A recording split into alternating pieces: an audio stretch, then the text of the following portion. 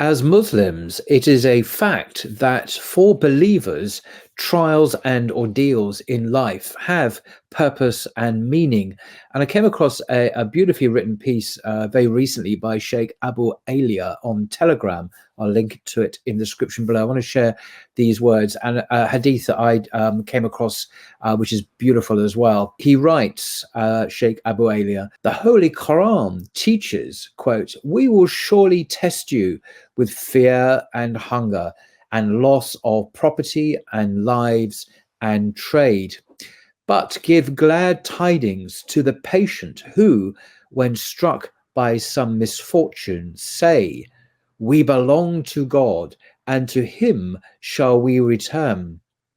On those shall be blessings from their Lord and mercy, and such are the rightly guided." That's the second chapter of the Quran, verse 155 to 57. We read in one hadith, "The case of the believer is wonderful, for his affair is always good, which is not the case with anyone else save the believer. If good comes his way, he is thankful, and that is good for him. But if adversity strikes him, he is patient, and that too is good for him." Hadith from Muslim. Another hadith states, "A person is tried in proportion to his faith. If his faith is firm, his trial is increased. If his faith is fragile, his trial is lightened. A person continues to be tried in this way till he walks on the earth with no sin whatsoever." That's a hadith from Tirmidhi. So while the grief, anxiety, loss, or full-blown trial a believer has to face in life are expiations of sins, they are much more than that. For the next hadith offers this comfort and healing. Whoever Allah loves, he tries him through ordeals. It's worth repeating. Whoever Allah loves, he tries him through ordeals. That's hadith from Bukhari. So for a believer, it is this divine love that is the real game changer. The believer endures trials and tribulations precisely because adversity and suffering are not seen as senseless or meaningless. Instead, he or she sees such trials as invested with purpose. They know this worldly life is a preparation for what comes after.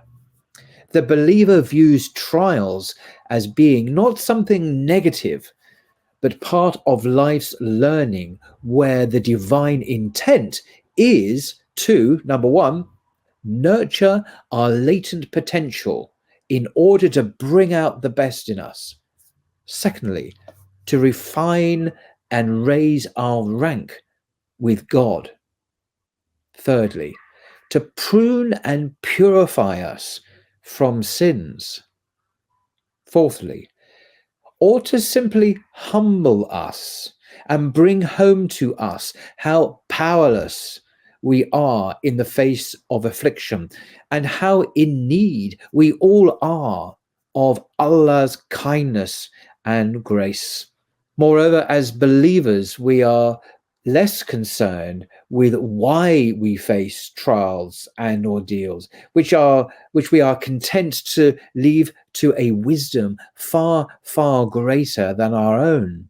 No, we're less concerned with why than with the right response we should offer Allah in such situations.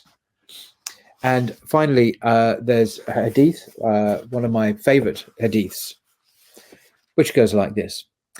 The man who had the pleasantest life in the world, just imagine the most wonderful, pleasant, luxurious life in this world, so we are told, would be dipped momentarily into hell on the day of resurrection. He will then be asked son of Adam, did you ever experience any good? Did anything pleasant ever come your way?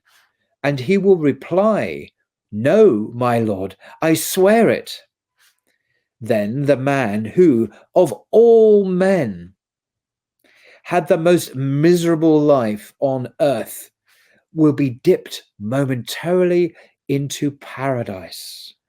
He will then be brought before his Lord and asked, Son of Adam, did you ever have any misfortune? Did any distress ever come your way? And he will reply, no, my Lord, I swear it. No misfortune has ever come to me, and I have never known distress. End of quote. And that hadith is in Bukhari. And as I say, all the link to the original talk by Sheikh Abu Alia on Telegram is to be found below. Till next time.